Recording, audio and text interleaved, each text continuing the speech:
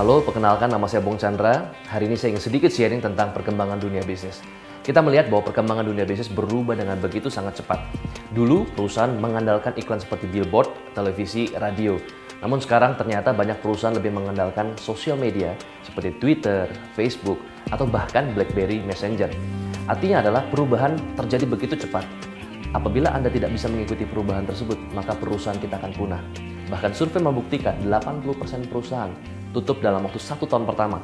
Jadi bila ada 100% perusahaan, ada 100 perusahaan, 20% yang bertahan selama 1 tahun.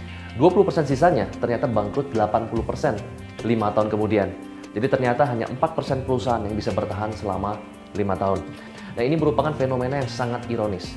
Nah, untuk itu Anda perlu melakukan hal yang berbeda untuk bisa mendapatkan hasil yang berbeda. Aturan yang harus Anda lakukan untuk bisa sukses dalam dunia bisnis adalah melanggar aturan tersebut.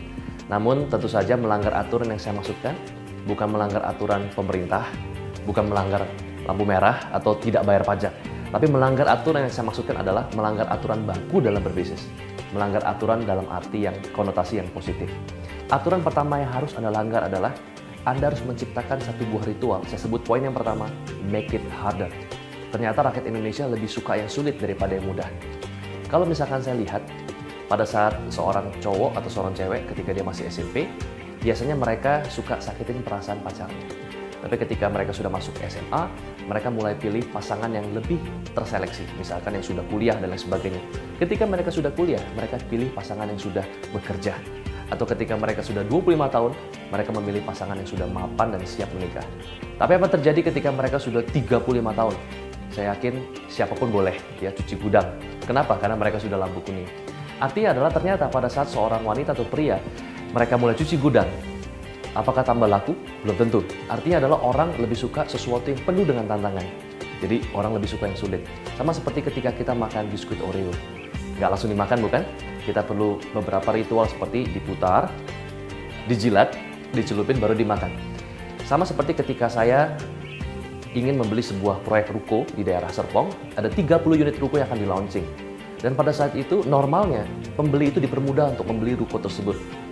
Tapi pada kenyataannya terpaksa saya harus mengikuti undian untuk bisa membeli unit tersebut. Nah, harga satu undiannya adalah 5 juta rupiah. Dan luar biasa dengan 5 juta rupiah, saya hanya boleh membeli 1 unit properti. Dan yang lebih anehnya lagi, satu kartu keluarga hanya boleh beli 2 unit ruko. Dan ternyata ketika dibikin sulit seperti itu, ternyata propertinya bukan tambah sepi, tapi justru lebih banyak peminatnya. Dan yang luar biasanya adalah ada 1.000 lebih orang yang ikut undian. Dan saya pakai 3 kartu keluarga milik saya dan kedua teman saya. Dan saya mendapatkan nomor urut 200, 700, dan juga 900. Singkat cerita, saya tidak mendapatkan ruko tersebut. Dan 30 unit ruko tersebut habis dalam 1 jam. Dan banyak orang ribut demi memperebutkan ruko tersebut. Artinya adalah bila Anda ingin sukses dalam dunia bisnis, jangan hanya sekedar gratis, buy one get one, diskon seumur hidup, cuci gudang, ternyata orang nggak menghargai proses seperti itu. Make it harder, buat lebih sulit. Tapi ingat, syarat dan ketentuan berlaku. Jadi tidak semua bisnis bisa diperlakukan cara seperti itu. Yang kedua adalah followership. Banyak perusahaan, banyak training, banyak seminar yang mengajarkan tentang leadership. Bagaimana kita melit seseorang, bagaimana kita bisa melit, memimpin konsumen. Tapi ternyata perusahaan yang melanggar aturan, mereka mengembangkan konsep yang disebut dengan followership. Nah, apa yang saya maksud dengan followership? Ada sebuah perusahaan pemutih kulit yang luar biasanya mereka membuat sebuah iklan. Ada seorang wanita dan seorang pria saling jatuh cinta. Dan ketika seorang wanita dan pria ini jatuh cinta, ternyata si mama dari pria ini nggak setuju. Kenapa? Ada bintik hitam di wajah dari si wanita tersebut. Akhirnya wanita ini menemukan sebuah kotak, yang di dalam kotak tersebut ada produk pemutih kulit. Setelah dipakai, dalam 4 minggu bintik hitam hilang. Lalu kemudian wanita sudah cantik, ingin ketemu dengan calon mertua. Dan apa yang terjadi? Bersambung, to be continued. Dan ketika to be continued, iklan tersebut mengatakan, tentukan sendiri ceritamu dengan mengirimkan 1 tutup botol produk pemutih kulit tersebut ke PO Box bla bla bla dan dapatkan hadiah misalkan tur ke Paris dan lain sebagainya. Jadi intinya konsep followership tidak lagi mengandalkan otak kita sendiri. Followership tidak mengandalkan lagi kreativitas kita sendiri. Ternyata bukan hanya sekedar harus memimpin, tapi kita juga harus membiarkan konsumen yang memimpin kita. Nah, ini konsep yang jarang digunakan oleh banyak orang. Nah, yang ketiga adalah, aturan ketiga yang harus Anda langgar adalah ingat, bad news is good news. Kabar buruk adalah kabar baik. kita melihat bahwa ternyata ada sebuah perusahaan donat yang cukup terkenal, di mana ada berita-berita negatif yang tersebar lewat BBM, di mana ada pengawet di dalam donat tersebut. Dan seringkali rakyat Indonesia tidak tahu apakah itu berita benar atau apakah itu berita yang hanya dibuat-buat oleh kompetitor. Tapi benar atau tidak, ternyata rakyat Indonesia itu suka broadcast. Nah, ini yang saya sebut dengan kepo atau sense of keponess. Itu bahasa ilmiahnya. Dan yang menarik adalah biasanya aturan yang berlaku mengatakan bahwa perusahaan tersebut harusnya coba tuntut si penyebar berita tersebut atau dicek dulu kebenarannya.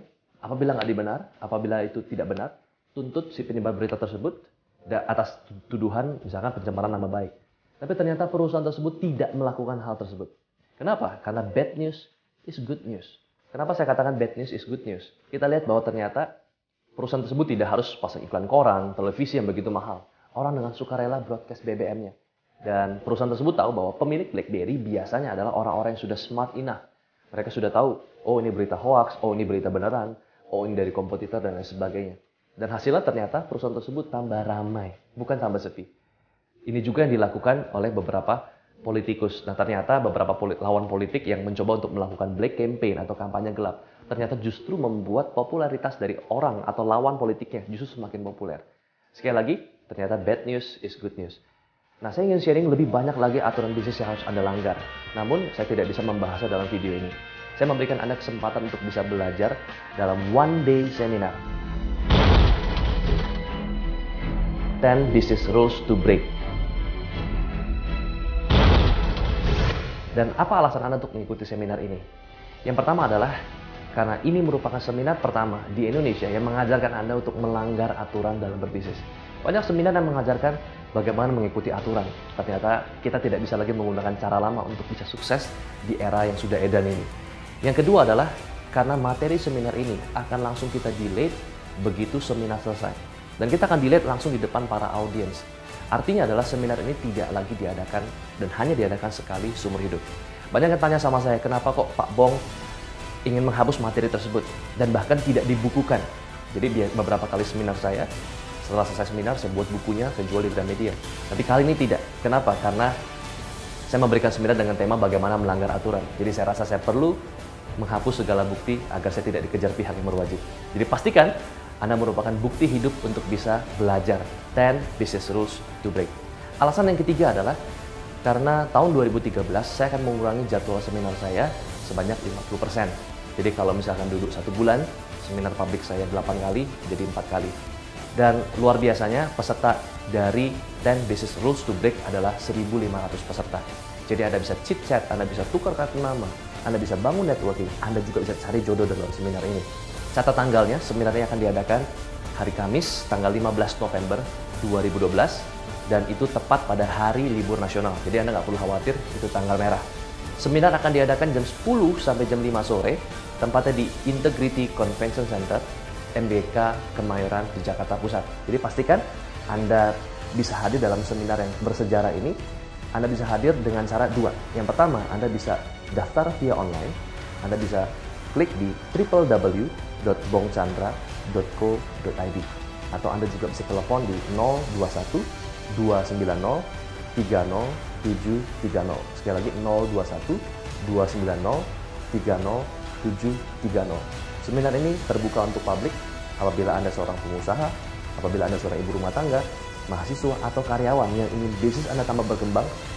Apabila Anda ingin kaya lewat bisnis, Anda perlu wajib hadir dalam seminar ini. Saya Bong Chandra, see you at the top.